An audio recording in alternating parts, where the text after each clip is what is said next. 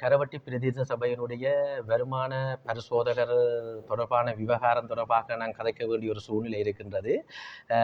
அன்றைய தினம் என்னை அவர் ஒரு அவதூறுக்கு அடாவடித்தனமாக அவமதிக்கும் வகையில் வெளியேறுமாறு சபையிலிருந்து வெளியேறுமாறு பணித்திருந்தார்.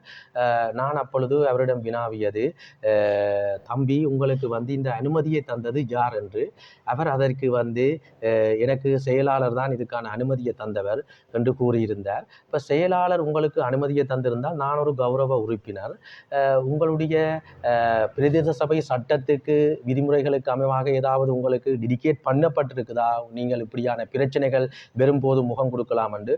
நான் இந்த பிரதேச சபையினுடைய உத்தியோகத்தர், செயலாளர் என்ன பிரச்சனை என்ன விடயத்தையும் சொன்னால் அதை நிறைவேற்ற வேண்டியது எனது கடமை என்று சொல்லி கூறியிருந்தார். உண்மையிலேயே நாங்கள் இதை வன்மையாக கண்டிக்கின்றோம். ஒரு பிரதேச சபையினுடைய உத்தியோகத்தர் ஒரு கௌரவ உறுப்பினர்களோடு எப்படி உரையாட வேணும், அடுத்தது சபை மண்டபத்துக்குள் அவருக்கு நுழைகிறதுக்கு அனுமதி இருக்கின்றதா, அப்படி அனுமதி இருந்தால் அதில் எங்களுடைய பிரதேச சபை சட்ட விதிமுறைகள் இடம் அளிக்கின்றதா இவர் உள்ளுக்கு வருவதற்கு, அல்லது பிரதேச சபையினுடைய சட்ட விதிமுறைகள் இப்படியாக கூறப்பட்டிருக்கின்றது என்று செயலாளர் உணர்கின்றாரா என்றது எங்களுக்கு தெரியவில்லை. உண்மையில் சட்டங்களை நிலைநாட்ட வேண்டியவர் செயலாளர்.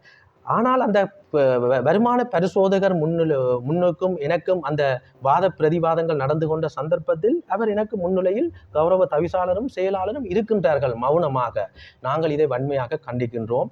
இந்த கரவட்டி பிரதேச செயலாளர்களுக்கு எங்களுக்குரிய மதிப்புக்குரிய உயர் அதிகாரிகள் உடனடியாக செயலாளருக்கும் இந்த வருமான உத்தியோகத்தருக்கும் எங்களுடைய இலங்கை சட்டத்தின் மூலம் அவர்களுக்கு ஒழுக்காற்று நடவடிக்கை எடுக்க வேண்டும் என்றது எங்களுடைய தாழ்மையான வேண்டுகோள்.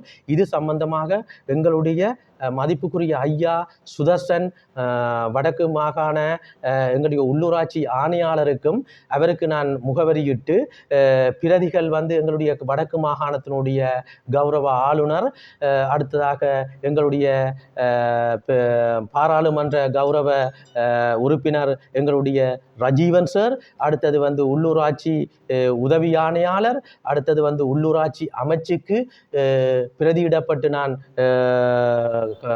பதிவு தகவல் மூலம் நாங்கள் அனுப்பி வைக்கப்பட்டிருக்கின்றது.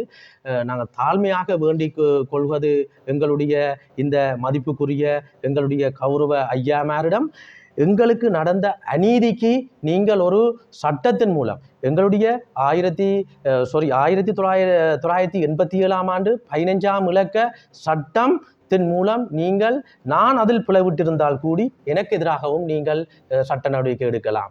அவர் என்னை பொறுத்தவரையில் நான் எந்த விதமான பிழையும் எனக்கு தெரிந்தளவில் விடவில்லை என்பதை நான் உறுதியோடு கூறுகின்றேன். நன்றி.